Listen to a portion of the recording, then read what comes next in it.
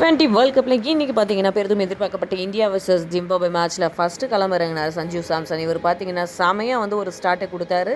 அவர் early விக்கெட்னு சொல்ல முடியாது. அதுக்கடுத்து கம்பேக்காக நம்ம அபிஷேக் சர்மா ஒரு பக்கம் புலக்க 1 டவுனில் இஷான் கிஷன் இறங்கி அவர் ஒரு பக்கம் நாக் ஆட கேப்டன்ஸ் நாக் அப்படின்ற பேரில் ஒரு 13 பாலில் 33 ரன் இவர் எடுக்க சூரியகுமார் யாதவ் அப்புறம் பாண்டியா பார்த்தீங்கன்னா நான் தாண்டா முன்னாடி வந்தேன், நான் எடுப்பேன்டா அப்படின்னு, நீ ஏன்டா எனக்கு முன்னாடி வந்தேன், நான் எடுப்பேன். திலக் வர்மா ஒரு பக்கம் அடிக்க இவங்க 2 பேரும் சேர்ந்து பார்த்தீங்க அப்படின்னா ஒரு பவர் பிளேவே விளையாடிருக்காங்க. அதாவது இந்தியா பவர் பிளேயில் 80 ரன் அடித்தாங்க. இவங்க 2 பேரும் சேர்ந்து 33 பந்தில் 85 ரன் அடிச்சிருக்காங்க.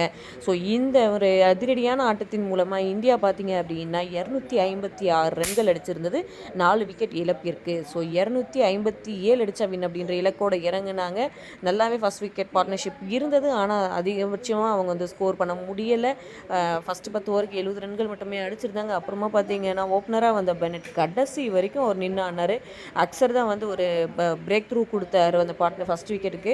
அதுக்கடுத்து பார்த்தீங்கன்னா ஹர்ஷ்தீப் சிங் ஒரு பக்கம் செமையாக இன்றைக்கி பவுல் பண்ணார்னே சொல்லலாம். அவர் 4 ஓவர்களில் 3 விக்கெட்டுகள் எடுத்திருந்தார். அதுக்கப்புறமா பார்த்தீங்கன்னா சிவம் துபே இன்றைக்கி கிழிக்கப்பட்டார்.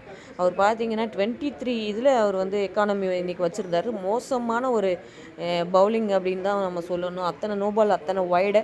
அதுக்கப்புறமா பார்த்தீங்கன்னா இந்தியா 284க்கு 6 அப்படின்ற இதை ஜிம்பாப்வேக்கு கொடுத்தாங்க ரன்னை.